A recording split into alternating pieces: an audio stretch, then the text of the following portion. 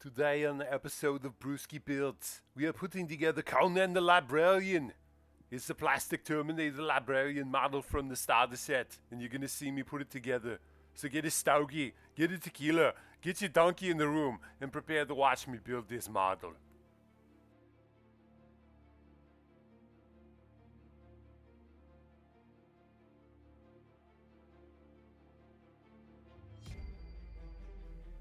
Okay, so one thing I noticed with this kit right at this point is this has a lot of peg and hole, okay? There are a lot of things that you want to be very careful not to snip off. They've also done something with a lot of the Space Marine kits where it's just a cutout of the body, what you're working with, and there's weird attachments. Like right here, there's a peg right where the Space Marine's junk would be, and you don't want to cut that off because that's how it attaches to the rest of the body. It slots in from the back. I'm gonna not try to make any jokes here. I'm just, it's, yeah, you know where I'm going with that. Anyway, the other thing is the flash and the things where the actual frame attaches to the model here is a little bit sketchy, and some of it is harder to get to. This is one of those models where I definitely do recommend cut away from the model and then trim down that excess more so than you would need to. It's just really tricky to get at on this one, and some of the connections and parts are really flimsy. It's just not bueno. It's not the most user-friendly thing in the world.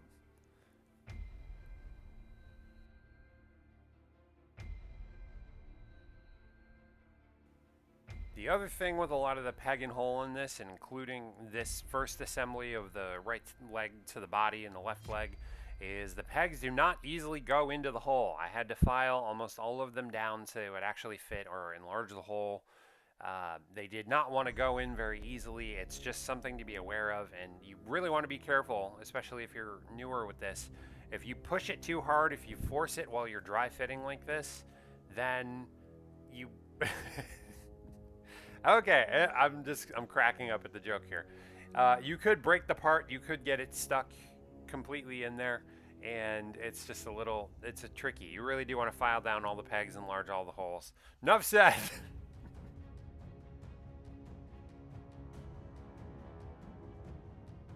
Alright, at this point we're moving on to the head and the leg greaves.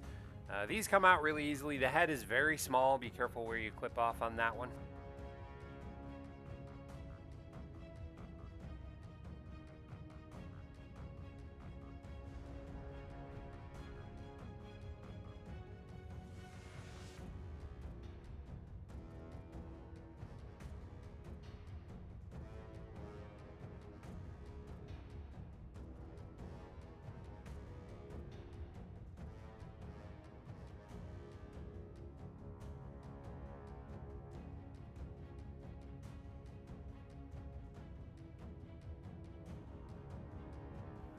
Now, like a doofus, I put glue on the side cables of the head here. Those actually do not fit to anything. They just kind of go into the helmet area somewhere. I don't think they actually contact. All you want to do on this is put some on the bottom of the head and on the peg at the back of the head that goes through the hole.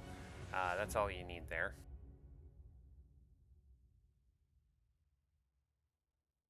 Be careful with these leg greaves. Really make sure they press all the way down. Do file the pegs. Do enlarge the holes if you need to. I hate saying it 5 million times, but on this kit, it's a damn near necessity.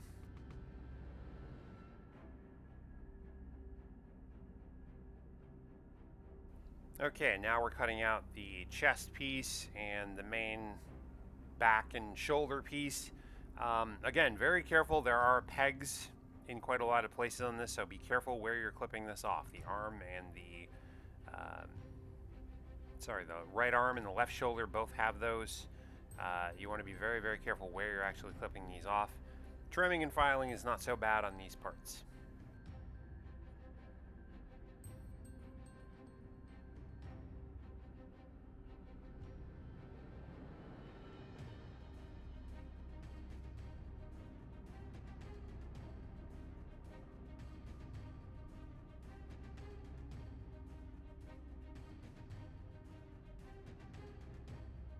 This is another joint like I was talking about. It's better to clip more off the frame than the model and do more cleanup later.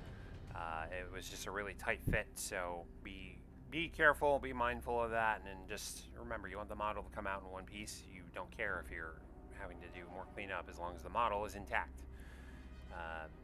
Do dry fit this as well, because it's a weird angle. Like I said, they took weird cutouts of the body. This whole peg and hole assembly with a much larger main peg. It's just kind of wonky. I want to make sure everything's going to go together right. File down the peg again. If I had a dime for every time I said that, I'd probably be monetized by now. But you get what I mean.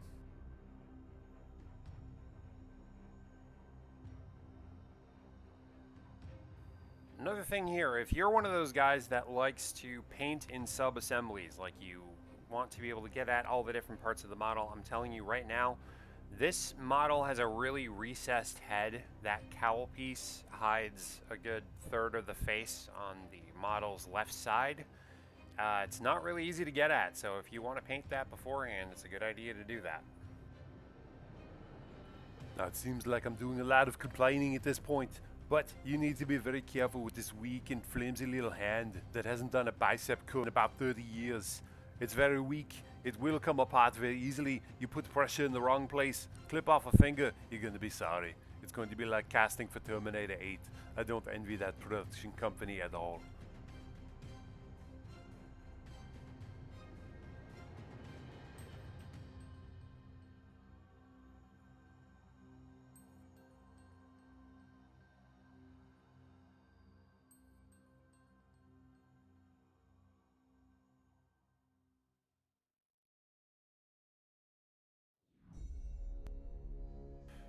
Now, seriously, this part did give me a little bit of trouble just figuring out the best way to get the hand onto the wrist.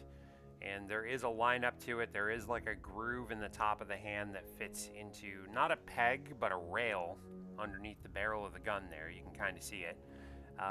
The trick is just line those up. Again, I'm filing down the peg. I'm making the hole wider.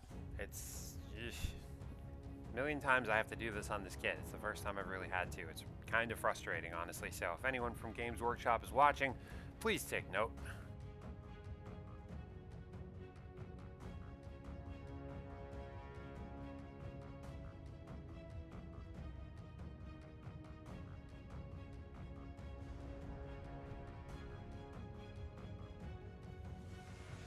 This is another weird point. This arm assembly doesn't feel in any way like it actually fits on the model with the peg as it is. It doesn't, the shoulder joint doesn't quite connect. It doesn't quite join. You don't quite get the right angle. It's a weird thing, and luckily the shoulder pad can cover a lot of that up, but just when you see it, don't be alarmed. It is how it goes. That is what it's supposed to look like, so don't be concerned.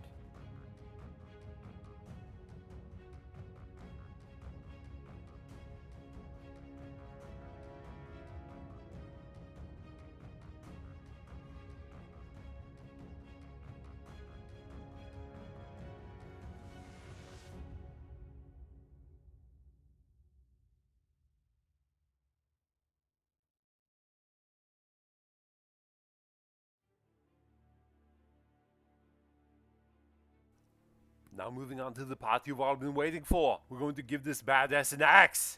Okay. Be very careful where you clip off on this. This has some really weird attachment points, and that axe handle is not as sturdy as it looks. That point above the knuckle, like I just did, I basically shaved off part of the knuckle there. Luckily, not too badly. Be careful. Trim excess. Ugh.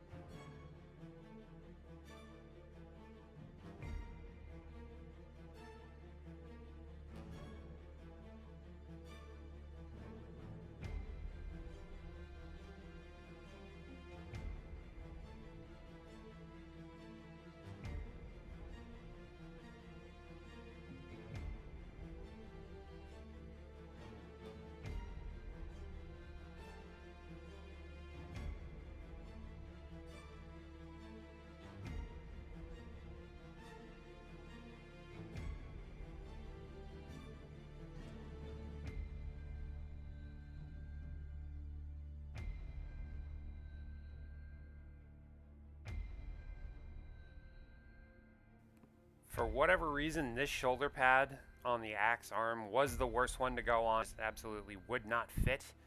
So do file it down, do make the hole bigger. You have to. For whatever reason on this kit, you have to.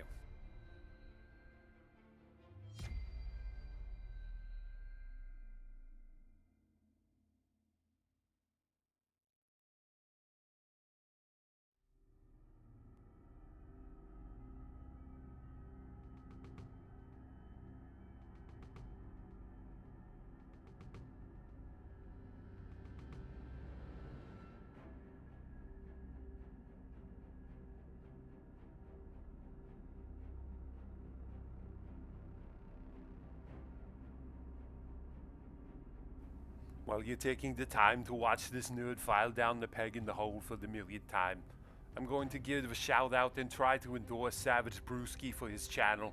If you've enjoyed this video, if you're laughing at the fact that he's doing an Arnold Schwarzenegger impression and it sounds mildly passable to you, give him a like and subscribe to see him do more zaniness in the future. Alright, simple little wrap up here. 40mm base, little skull bit to put in one of the holes. They have it a certain orientation. I got this wrong about twice, so good thing I didn't glue it in. The back foot has a peg on it. The front has that flat piece of rock. A little bit of glue on both will do you.